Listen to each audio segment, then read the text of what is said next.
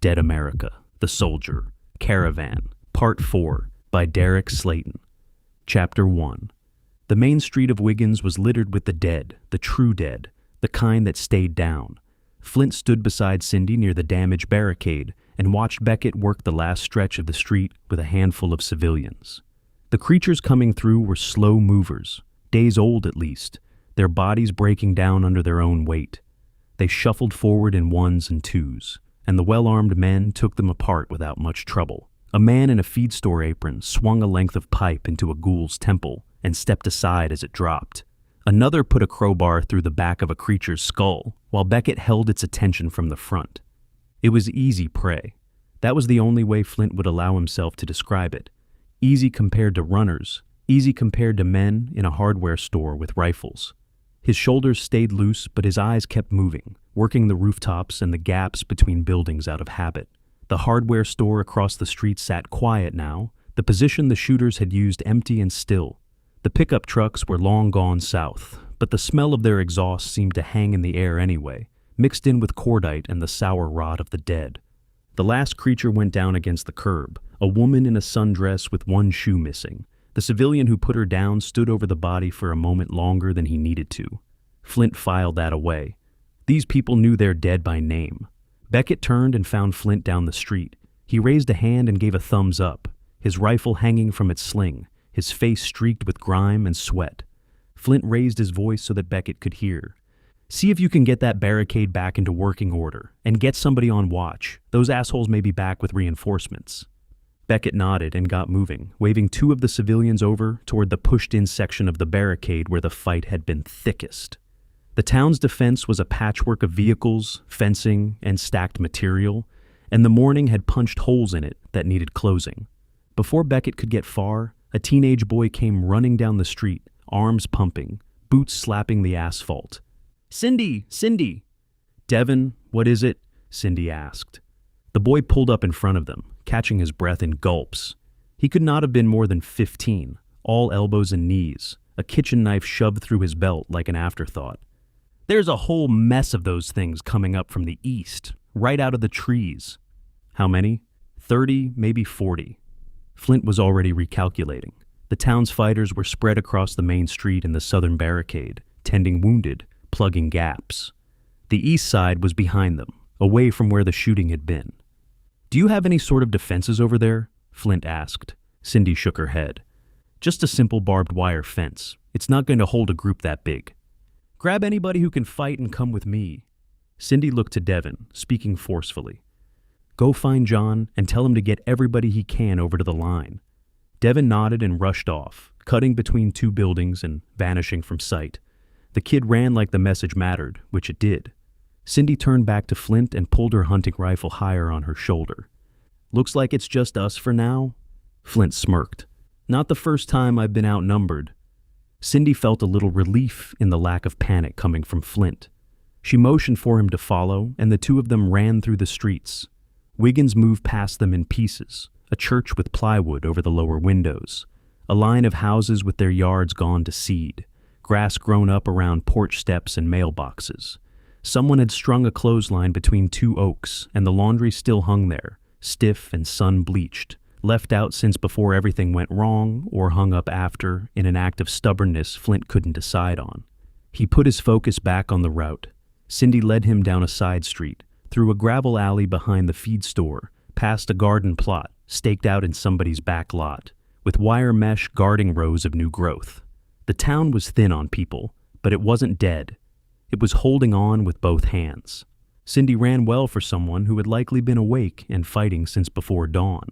She didn't waste breath on talk, just pointed out the turns with a raised hand, left at the water tower, right past a house with a tarp lashed over half its roof. Flint matched her pace and kept a rough count of the buildings as they went, mapping the town in his head the way he mapped everything. 2 ways in from the east that he could see. One good fallback line at the alley. He'd want to walk it properly later, if there was a later that allowed for it. It took them a couple minutes before they were at the east side of town, the tree line in the distance, a small horde of zombies approaching the simple barbed wire defense. The east edge of Wiggins gave out onto open pasture, a few hundred yards of uneven ground running flat to a wall of pine. The wire ran across the open space, waist high, strung between wooden posts that had probably kept cattle in before they had been asked to keep the dead out. There were already 5 creatures on the line, pressing against it, trying to push through. The wire bowed under their weight, barbs hooked deep into rotting clothes and gray flesh, and the creatures didn't care. They leaned into it the way they leaned into everything, mindless and patient, and the posts creaked with each surge. Flint rushed up, pulling the cleaver from his belt. He took the first creature at the wire with a hard downward chop, the blade splitting bone, and shoved the ghoul back off the line in the same motion to keep the dead weight from falling onto it. The creature dropped in the grass on the far side. He moved to the next one, a heavy-set man in coveralls, and did it again, chop and shove, letting the body fall away from the fence. "Looks like you've done that a few times before," Cindy said. "More than I would like to count." Cindy slung her hunting rifle over her shoulder, pulling a hunting knife from her sheath and going to work. She was efficient about it, driving the blade through an eye socket and stepping back before the creature could grab hold, then pushing it clear of the wire with her boot. She didn't flinch at the sound it made. Whatever these last 9 days had been for the people of Wiggins, they hadn't been soft. The last of the 5 was a young man in a delivery uniform, the name patch on his chest gone dark with old stains. He had both arms through the wire up to the shoulder, barbs buried in his forearms, and he strained toward Flint with his mouth working and his dead eyes fixed on nothing. Flint put the cleaver through the top of his skull and eased the body back off the strands so the wire could spring level again. The duo struck down the 5 creatures on the line, turning their attention to the horde that was descending on them. The pasture was filling up. Figures came out of the pine shadow in a loose scatter, some dragging bad legs, some walking almost normal until you saw the faces. The moaning drifted across the open ground, low and ragged, rising and falling like wind working through a bad flu. Flint scanned the spread and found the problem. A group of 10 shambled up to the line, all in one place, bunched shoulder to shoulder as if they'd followed each other out of the same building and never separated. That much weight hitting one section of fence would take it down, posts and all. Back up," Flint said. Cindy did as instructed, Flint drawing his handgun, firing off 2 shots that hit the lead creatures in the head. One ghoul fell straight down, dropping out of the pack and disappearing under the feet behind it. The other was jolted back, inadvertently held up by the ghouls behind it, pushing it forward. Its head lolled on a broken hinge. Dead weight passed along by the press of bodies. And then the pack shifted, and the ghoul finally slumped forward, landing on the middle of the barbed wire. The impact was enough to weaken it at the post.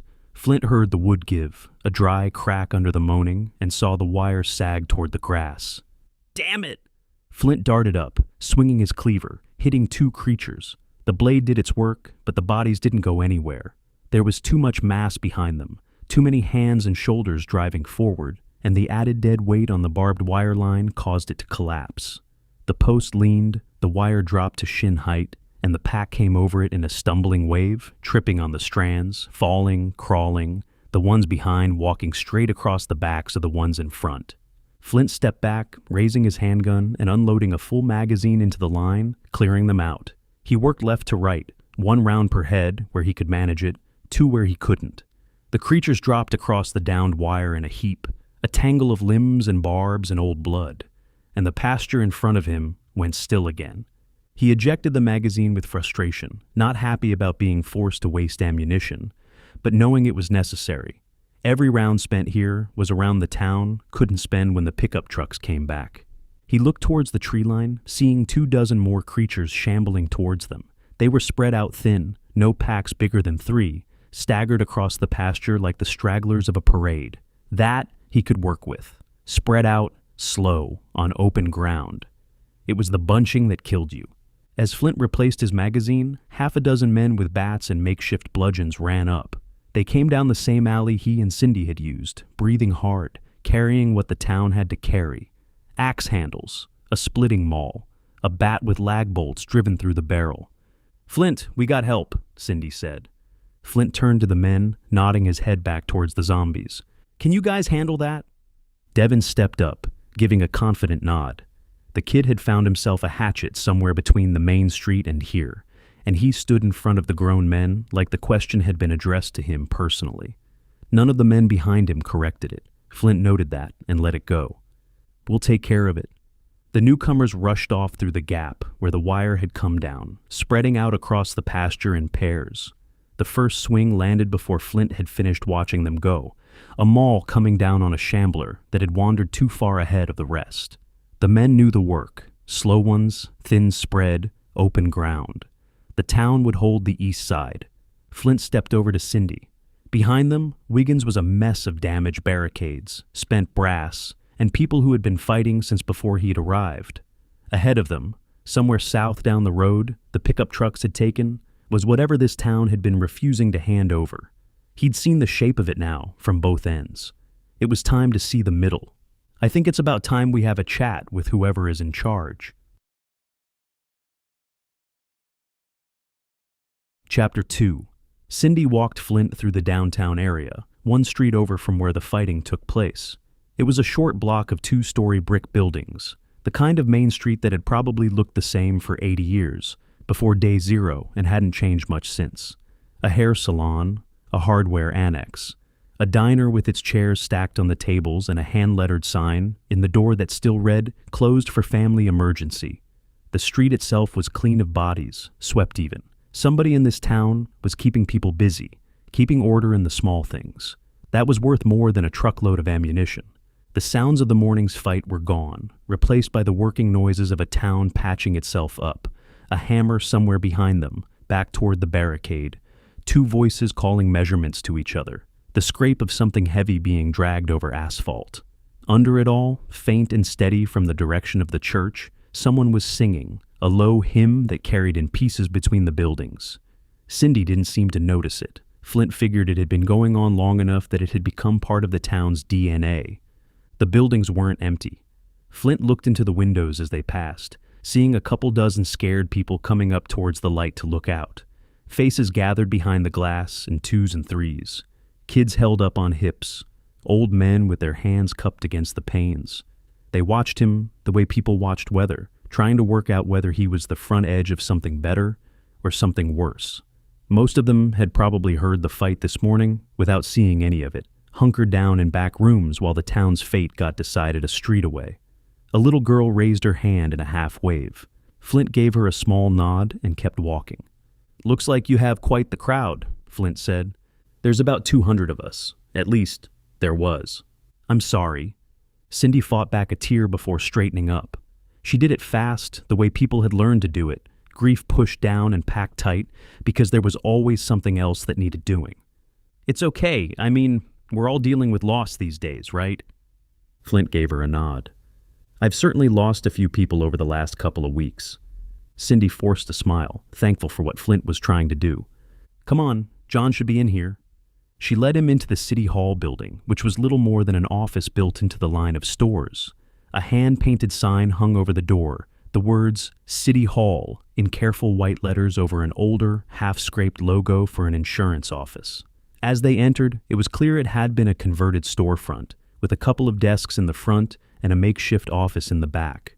Folding tables lined one wall, stacked with paper, hand-drawn maps, and a CB base unit wired to a car battery. A corkboard behind the desks held lists, names, work rotations, watch schedules.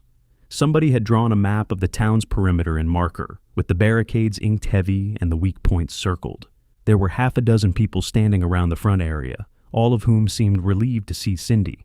They all spoke at once, offering their relief. A woman in a flannel shirt grabbed Cindy's hand with both of hers. An older man patted her shoulder, as though confirming she was still solid. A younger man asked about the East Line twice before anyone answered him.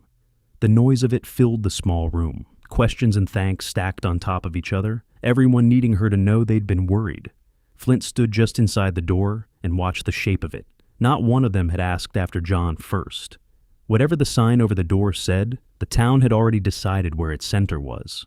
"Where's John?" Cindy asked. "I'm back here." The crowd parted, revealing John, an older black gentleman in his 50s, large, over 6 feet tall. He was built like a man who had spent his life doing work that mattered to his hands. Wide through the chest and shoulders, and even stooped over his cane, he took up the doorway of the back office. When he walked, it was with a significant limp, his weight rolling onto the cane with each step of his left leg. The cane itself was no drugstore purchase. It was oak, thick as a chair leg, worn smooth at the grip, the kind of thing a man made for himself, or had made by someone who knew him. He crossed the room without hurry, and the people in the front area gave him space. "Who is your friend?" John asked. "My name is Sergeant Flint." "Well, Sergeant, what brings you our way?" "My friends and I brought a truckload of supplies. Well, half a truckload at any rate." "And what do you want for these supplies?" The pause before the last word carried the whole question. Flint had heard the tone before, in Kansas City and every place after it. 9 days in, nobody handed anything to anybody without a price attached, and the towns that had learned that lesson the hard way were the ones still standing. "You misunderstand me, John. I'm not here to trade. I'm working with the military to distribute goods to survivors, help them ride out the storm, so to speak." John stepped up, moving past the others. He looked the sergeant up and down, trying to get a read on him. His eyes went over the uniform, the gear, the worn grip of the cleaver on Flint's belt, and then settled on his face and stayed there. Flint held the look and let the man take his time. Finally, John nodded. "Well, we could certainly use the help. It's been a long few days." "So I'm assuming those people we chased off weren't exactly friends of yours?" "Hardly." "Do you know who they are?" "Biloxi boys." "Military?" "Some of them, yes." "Well, I can assure you that they're not working under official orders." "Well, that's good to hear. It doesn't exactly change our situation." "The first one came through 3 days ago," Cindy said. "Just a lone man on a motorcycle." "He didn't even come into town," John said. "Just rode up to the barricade on the main road, stopped 10 yards from it, stared down the guards before turning and riding off. Didn't say a word, didn't even raise the visor on his helmet. Flint turned that over. A scout who wanted to be seen. Riding up in the open, letting the guards get a long look, taking his time about leaving. That wasn't recon. That was a message. These people liked their theater, and theater took confidence. You didn't send one man on a motorcycle to sit in the open in front of armed guards unless you were certain nobody would shoot, or certain it wouldn't matter if they did. The next day, a truckload of them came up, threatening us, Cindy said. They said that if we didn't hand over half of our food and gas, that they'd come in and take it by force, John said. Is that what I walked into this morning? They sent a group yesterday, breaking into town from the west, Cindy said. They shot a few people before stealing a couple of trucks, which felt more like them testing our defenses rather than a real raid, John said. Then today came, they brought our trucks back to us, but filled with armed men, Cindy said. Flint ran the sequence in his head. Scout, demand, probe, raid. Each step measured, each one bigger than the last, spaced out to let the fear do half the work between visits. Whoever was running the Biloxi operation understood pressure. You didn't learn that pattern improvising. You learned it from doctrine, or from somebody who had. And the trucks were the part that stuck with him. Stealing vehicles one day and driving them back loaded with shooters the next wasn't just efficient. It meant the guards on the barricade had watched their own trucks coming home and hesitated, and somebody in Biloxi had counted on that hesitation. It had probably bought the raiders their first 30 seconds this morning. I know for a fact that they left with at least 2 fewer men than they came with, Flint said. Which is what concerns me, John said. Please don't misunderstand. I am very thankful for what you did this morning. We all are, Cindy said. That said, the combination of losing men and the presence of your truck makes me believe that they are going to return in greater numbers. The room had gone quiet around the conversation. The half-dozen people near the desks had stopped pretending to be busy, and the faces that had been full of relief a few minutes ago were tight now, waiting. Somewhere in the back office, a clock was still running on its battery, ticking through the silence like it hadn't gotten the news. John's read was the same as Flint's own. An outfit that staged a raid this morning wasn't going to write off 2 men and a beating in front of an audience. The Biloxi group had made Wiggins a project, and this morning, the project had grown a military supply truck sitting inside the wire, where every scout on a motorcycle could hear about it. Which is why we need your help, Cindy said. Flint let the request hang in the air for a moment. Through the storefront glass, he could see a slice of the street, a man carrying lumber toward the barricades, a woman walking 2 kids quickly between doorways, an old pickup idling at the corner while somebody loaded water jugs into the bed. 200 people, half a truckload of supplies, 1 town on a list of 2. Somewhere north of here, McLean was waiting on the other half of that list. A community he knew nothing about except that it existed, and that somebody at Vicksburg had judged it worth saving too. I don't know how much help we're going to be, given that there's only 2 of us, and we have to keep moving on to the next group of survivors. They need supplies just like you do. What we need are soldiers to help protect us.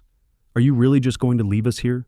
Cindy started getting emotional, her voice climbing on the last words, her hands coming up from her sides. It was the first crack in her since Flint had met her at the barricade, and it ran deeper than one bad morning. John raised his hand in an attempt to calm her down, a slow, steady gesture, the cane holding his weight while he did it. She took a deep breath and pulled herself back, jaw set, eyes shining and fixed on Flint. Nobody in the room spoke. The CB unit on the folding table hissed faintly to itself, an open channel with nothing on it, the same dead air Tully had been chasing his friend through since the gas station. The whole southern half of the state seemed to be transmitting on that frequency now. Flint looked at both of them, taking a beat before speaking. 2 soldiers and a driver, 1 delivery still owed. A request home for reinforcements that would come back the way those requests always came back. He had a ledger for things that couldn't be done right, and he could feel this one asking for its own line. Let me talk to my people and see what I can do.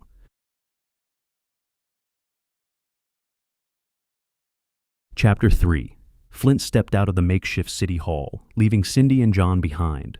The door swung shut on the murmur of voices inside, the half-dozen people closing in around their leaders, with the questions they had been holding since he walked in. He didn't envy the 2 of them the next hour. Leading 200 people through the end of the world was a job with no manual and no relief shift. And from what he'd seen, John and Cindy were splitting it the only way it could be split. He carried the weight, she carried the people. He walked down the street, looking at the scared civilians behind the windows. The faces had multiplied since the walk-in. Word was moving through town the way it did in small places, faster than any radio, and now the glass held whole families pressed close to look at the soldier on their street. Even though they didn't speak, their expressions were clearly saying, "Help us." A man with a bandaged forearm, a woman with a sleeping infant against her chest, 2 boys who had climbed onto a windowsill for a better view until a hand pulled them down and out of sight. Flint kept his pace even and his face neutral. He'd learned in Kansas City that people read a soldier's walk like a forecast, and he wasn't going to give them weather he couldn't deliver. Flint walked back to the truck, spotting Beckett between him and the vehicle. The private was crouched at the base of the repaired barricade with a coil of wire in one hand, binding a fence panel to the push bar of a dead sedan. He'd shed his jacket and rolled his sleeves, and the civilians working alongside him moved on his direction, holding sections in place while he tied them off. The barricade itself was honest work with dishonest materials: vehicles, fence panels, pallets, a farm gate dragged in from somewhere and lashed across the worst gap. The morning's raid had caved in the middle section, where the return trucks had forced their way through, and Beckett had rebuilt it into something that at least stood straight, even if straight was the most that could be said for it. The kid ran a work detail well for a private. "How are we looking, Beckett?" Beckett stood, wiping his hands on his pants. "The barricade is trashed pretty hard, but I did what I could with it." "Will it hold? Against zombies?" "Yeah, it should hold them at bay long enough for them to be dealt with. Against a bunch of motivated assholes with guns in a truck? Probably not." "I figured as much," Flint replied. "I talked with the guys that were with me, and they said they didn't have much in the way of protecting the town outside of barbed wire. Yeah, already saw the limitations of that on the east side of town. I heard the gunshots. Had to burn through a handgun mag, but it was better than the alternative." Beckett nodded as Flint shifted the conversation. The private glanced back at the civilians on the barricade, then stepped a little closer, lowering the register of the talk without making a show of it. "Are we in contact with Vicksburg?" Flint asked. "Pretty sure we're out of range, and I know what you're thinking. Even if we weren't, it would be going out over an open frequency." "Which means Biloxi would know we were calling for reinforcements. Reinforcements that wouldn't be coming." "Why wouldn't they come?" Beckett asked. "Because this whole operation is being held together with duct tape and spit. Sergeant Martin is great at logistics, but not so much with anything resembling an offensive operation." "So we're on our own out here?" "Pretty much." Flint let it sit. It matched everything he'd seen at the staging base: trains unloaded and trucks dispatched with clean efficiency, and not a single asset behind it built for taking ground. Martin could move 10,000 meals a day. He couldn't move a rifle platoon because he didn't have one to move. The whole Southern relief effort was a supply line with no army attached, and the Biloxi group had figured that out before Flint's train ever rolled into Vicksburg. That was the part that stuck. They weren't just raiding towns. They were raiding towns with the confidence of people who knew nobody was coming. The duo turned around, spotting Cindy walking up towards them, with about 20 civilians tagging along behind her. It was a mixed group, men and women, a couple of teenagers at the back, most of them wearing work gloves. They came up the street in a loose column, and Flint noticed how they arranged themselves without being told.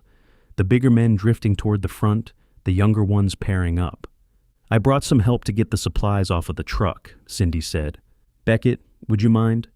"I got you, Flint." Beckett waved the group to follow him, leaving Flint and Cindy. The private walked the line of volunteers back toward the box trailer, already sorting them as he went, pointing pairs toward the doors and singles toward the staging spot on the sidewalk. The trailer doors came open and the work started, crates passing hand to hand down the chain, food and medicine and ammunition flowing into a town that had been bleeding all three for days.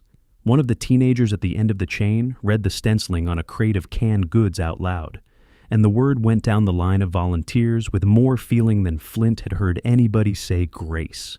"I'm sorry for pressuring you back there," Cindy said. "We're just—" "No apology necessary, Cindy. None of this is ideal. So, I hate to ask, but is there anything you can do for us?" "Based on what I've just been told, there's nothing we can do. Even if we had a signal strong enough to reach out to our people, they wouldn't be sending anyone." Cindy was visibly disappointed. Her eyes went past him to the supply chain working the trailer, to the town behind it, and Flint could see her doing her own arithmetic with the same bad numbers. He continued, "That said, before we head out, we can help you set up a defensive perimeter. I appreciate the offer, but we're kinda limited.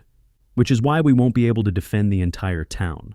But I think we can rig something up to make this downtown area formidable." Cindy nodded in thanks. "Just tell me what you need." "Just off the top of my head, 25 cars for starters. We can pull those from the neighborhood. What else?" "Was there any construction going on in town?" Cindy thought for a moment. "There was a renovation project on the west side of town. We're going to need to pull any rebar from there, or anything that can be fashioned into spikes. This is shaping up to be quite the project."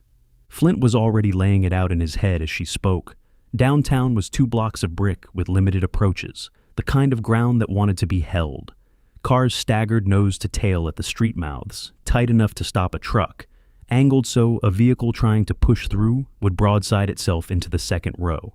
Rebar set forward of the line for the dead, low and angled, the kind of thing shamblers walked onto without ever understanding. It wouldn't stop Biloxi, but it would slow them, channel them, and make the price of the downtown high enough that a smart commander might go shopping somewhere cheaper.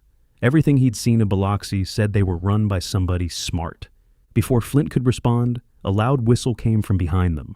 They turned to see Tully standing there, waving them over. The driver was planted beside his rig with his hands on his hips, and even at a distance his body language was a full paragraph. They walked over. "What's up, Tully?" "Those sumbitches did a number on my rig." Tully motioned for them to follow, pointing towards 2 tires that were flattened, bullets ripped through them. Both were on the trailer's passenger side, the rubber torn open in ragged blooms where the rounds had punched through and let go.